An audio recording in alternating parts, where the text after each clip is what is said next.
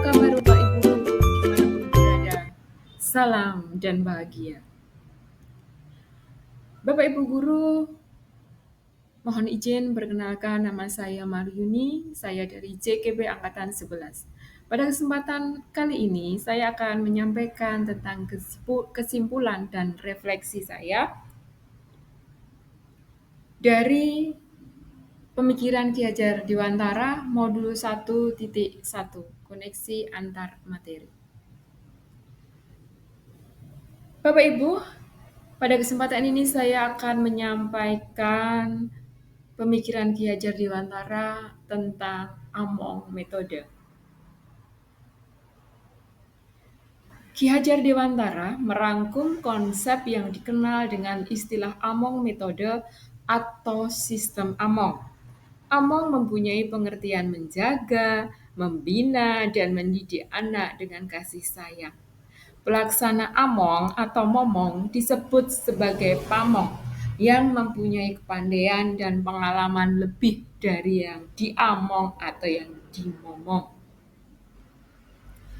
Guru disebut Pamong yang bertugas mendidik dan mengajar anak sepanjang waktu. Tujuan sistem Among membangun anak didik menjadi manusia beriman dan bertakwa. Merdeka secara lahir dan batin, mempunyai budi pekerti luhur, cerdas dan berketerampilan, sehat jasmani rohani, agar menjadi anggota masyarakat yang mandiri dan bertanggung jawab atas kesejahteraan tanah air serta manusia pada umumnya. Sistem Among menjauhkan hukuman disiplin dengan paksaan atau kekejaman. Karena itu akan menghilangkan jiwa merdeka anak.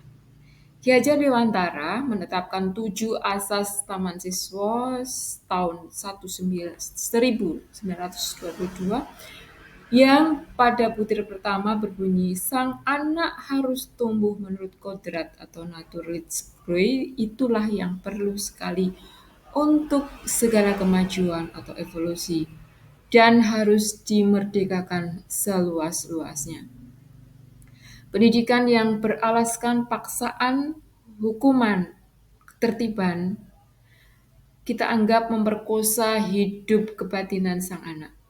Yang kita pakai sebagai alat pendidikan yaitu pemeliharaan dengan sebesar perhatian untuk mendapat tumbuhnya hidup anak lahir dan batin menurut kodratnya sendiri.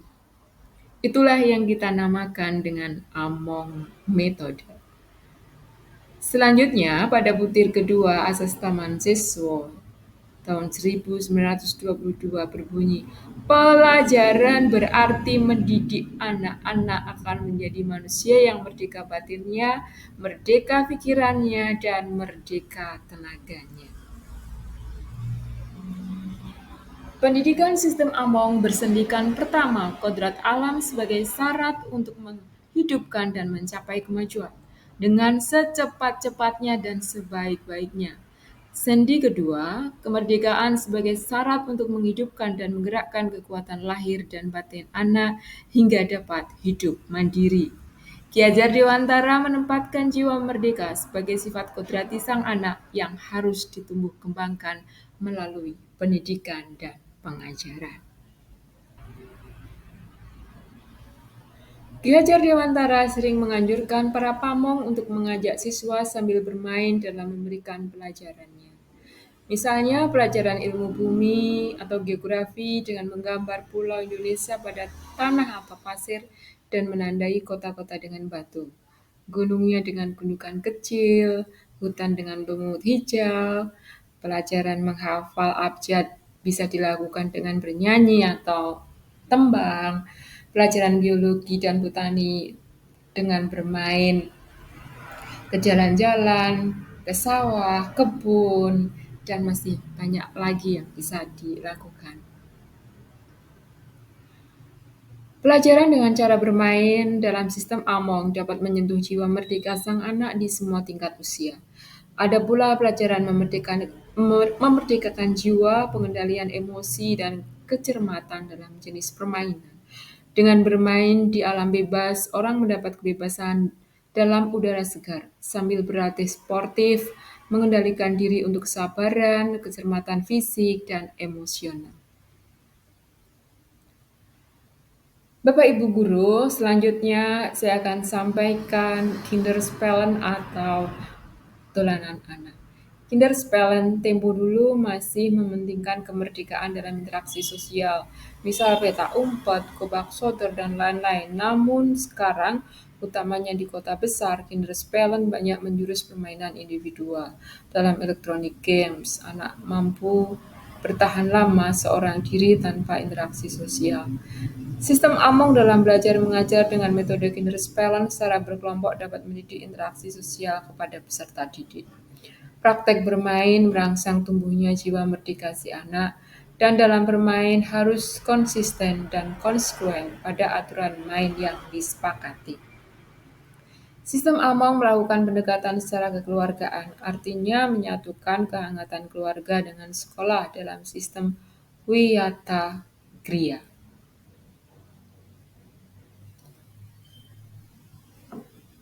Bapak Ibu, dalam kegiatan belajar mengajar, melalui sifat kodrati anak dalam naluri Kinderspellen, yaitu fase pertumbuhan jiwa makhluk hidup menuju dewasa yang menjadi embrio jiwa merdeka sang anak.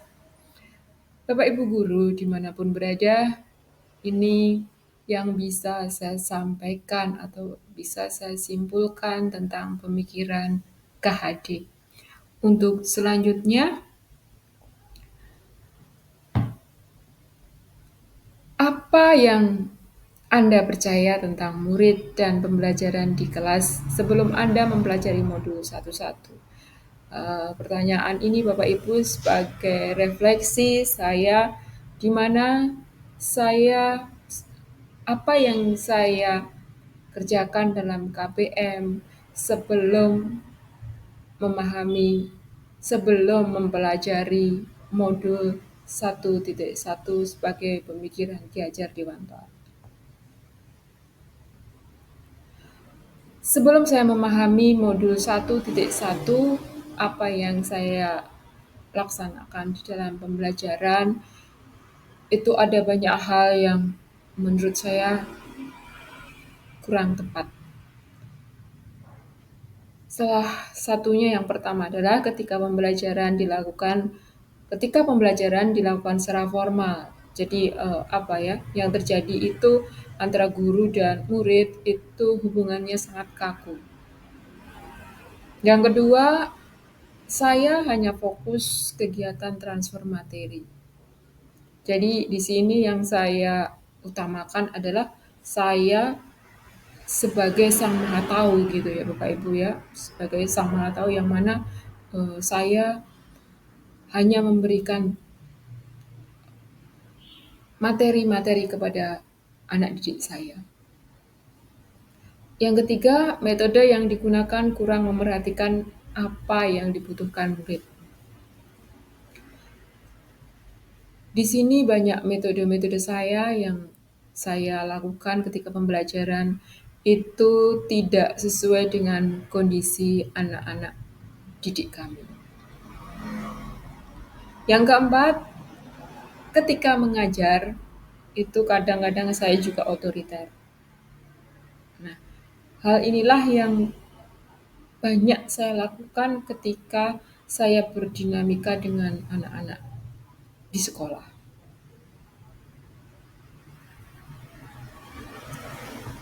Bapak Ibu, dari apa yang saya lakukan selama ini sebelum mempelajari modul 1.1 itu banyak dampak buruknya bagi anak-anak didik kami. Dampaknya adalah anak-anak yang tidak bahagia, sehingga anak-anak itu bosan.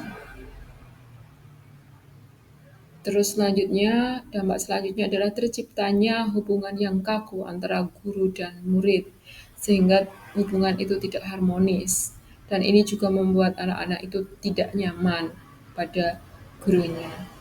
Yang ketiga, metode pembelajaran yang memberatkan anak.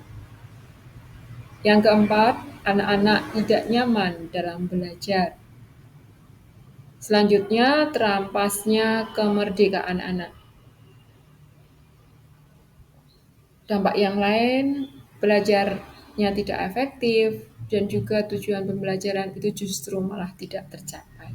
Itulah dampak-dampak negatif yang terjadi ketika pembelajaran saya lakukan selama ini.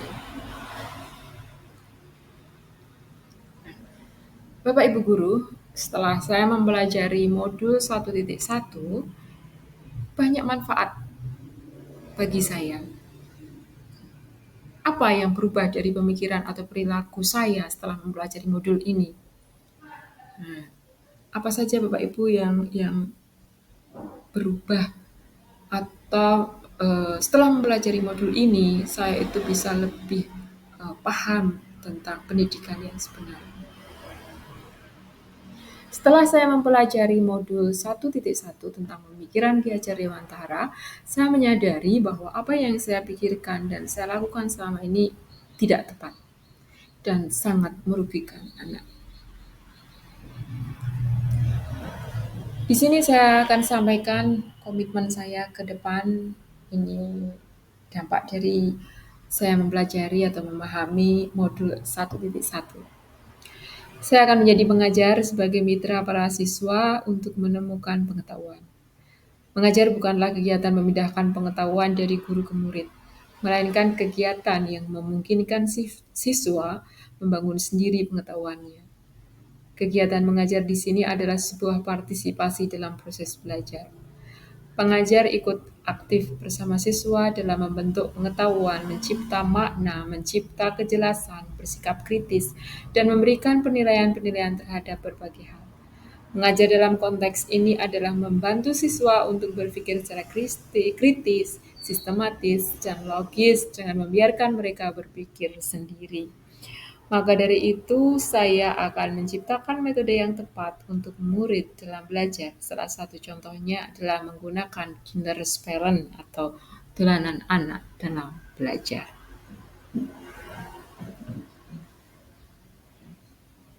Murid sebagai subjek belajar. Murid memiliki kebebasan berekspresi, mengemukakan pendapat, dan berkreasi. Saya juga akan berusaha menjadi sebagai fasilitator. Guru sebagai fasilitator dalam pembelajaran, guru harus sepenuh hati, tulus, ikhlas dalam mendampingi murid, sehingga menciptakan suasana belajar yang menyenangkan dan membahagiakan. Di sini saya juga harus bisa menghargai karakter murid. Memberikan kesempatan untuk murid tumbuh sesuai dengan kodratnya. Ini pentingnya bagaimana guru menghargai karakter murid. Untuk selanjutnya Bapak Ibu Guru, saya akan menyampaikan rencana yang akan saya terapkan ke depannya. Yang pertama, saya akan merancang pembelajaran yang interaktif dan menyenangkan dengan melibatkan murid atau pembelajaran yang berpusat pada murid. Yang kedua, saya akan menerapkan pembelajaran yang mendorong anak untuk bisa berpikir kritis, kreatif, komunikatif, dan kolaboratif dengan berdasar memerdekakan anak. Yang ketiga, Bapak Ibu, saya akan melaksanakan pembelajaran yang menuntun. Guru yang menuntun itu wajib menjadi seorang guru pamong. Guru pamong bisa menjadi tauladan, membangun motivasi, dan juga memberikan dukungan untuk penyemangat kepada anak-anak didik. Selanjutnya Bapak Ibu, tidak kalah pentingnya bahwa kita sebagai guru dan khususnya saya akan mengenali karakter anak. Sebagai guru dan khususnya saya harus mengenal karakter dan latar belakang anak dengan membangun komunikasi yang baik dengan anak dan keluarga.